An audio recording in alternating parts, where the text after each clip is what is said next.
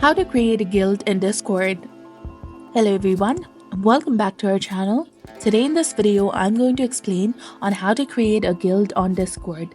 So now let's get started. To create a guild, first of all open and create a server, and after the server is set up, go to the server settings by tapping on it.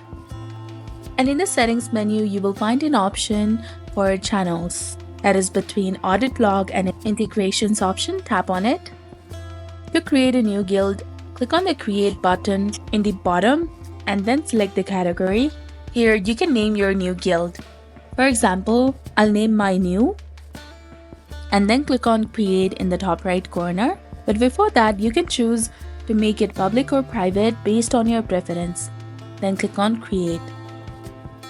Once the guild is created, you can edit it to add the permissions, invite members and set up rules. So I hope you found this video helpful.